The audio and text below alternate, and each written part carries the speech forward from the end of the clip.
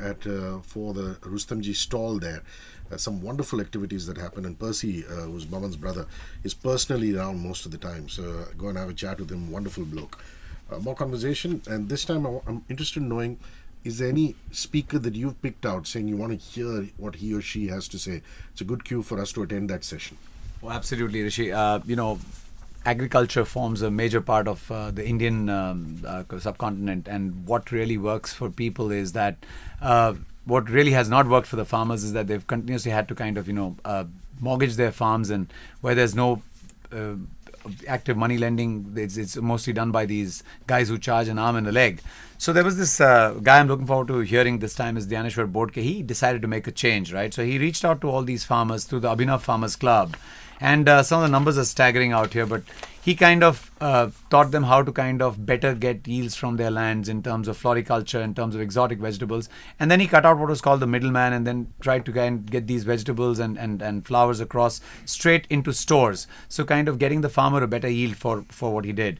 And if I just go through the numbers, there are 250 farmers from about 30 districts of Maharashtra and about 156,000 farmers in Maharashtra, Gujarat, Andhra Pradesh, Madhya Pradesh, Uttar Pradesh and Rajasthan.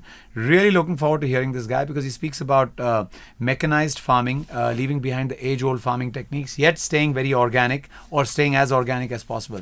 And we as Indians should recognize such people and do more, and get inspired to do more for those farmers and those that are running actually the entire economy in a very large way, and still not being benefited by it. So I'm really looking forward to hearing this guy. Yeah, I remember that all the vegetables used to come into the agricultural produce market in Vashi, and then they used to be distributed to your house and my house and all over Mumbai, and those middlemen were really taking their pound of flesh. So this is fabulous. Yes, with technology you can kind of cut out most of the middlemen, as we've seen everywhere, and bring down the prices. At the same point of time, see that the timeline is also reduced, so you're eating more fresh produce. Yeah.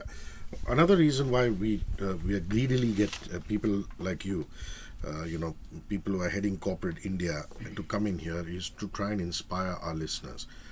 I want to know what your thoughts on finding inspiration are, especially for youngsters listening to this particular program. How important is finding inspiration, and any tips that you could give us as a corporate leader? So Thomas Edison used to say, genius is 1 part inspiration and 99 parts perspiration. But without that 1 part, which is like the salt in your food, trust me, there is no way you're going to go out there and achieve success.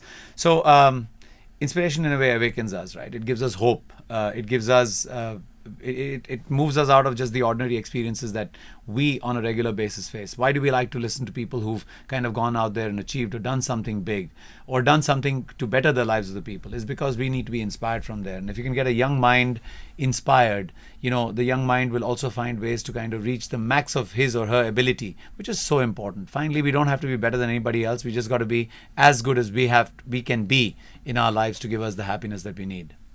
Mr. Godrej told me that one of the secrets to his success is jet skiing. How's your karate going? Karate has always been something that I've followed as a life discipline, and I think it's kept me in good stead. Yeah. Lovely. Fresh, cool in the gang. Back with Boman in just a bit.